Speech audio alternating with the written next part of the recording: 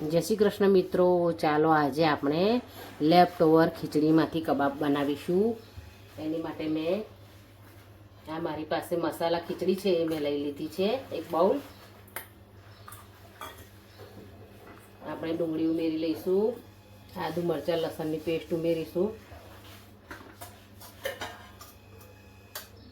હળદર ઉમેરીશું, લાલ મરચું પાવડર ઉમેરીશું, ધાણા જીરું ઉમેરીશું, ગરમ મસાલો ઉમેરીશું,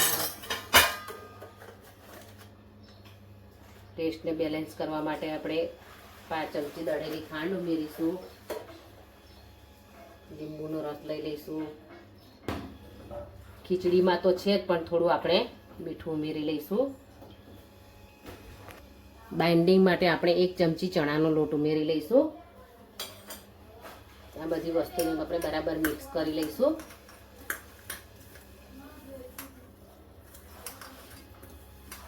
આ રીતે સરસ એકદમ મિક્સ કરી લેવાનું છે.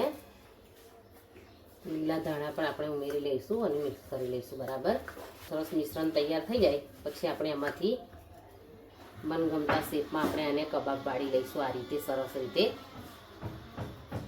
આ રીતે બધા કબાબને આપણે વાળી લેવાના છે.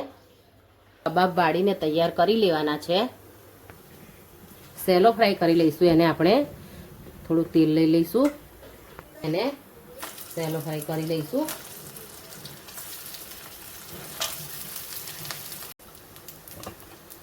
આ રીતે એને પલટાવીને આપણે બીજી તરફ પણ થવા દઈશું.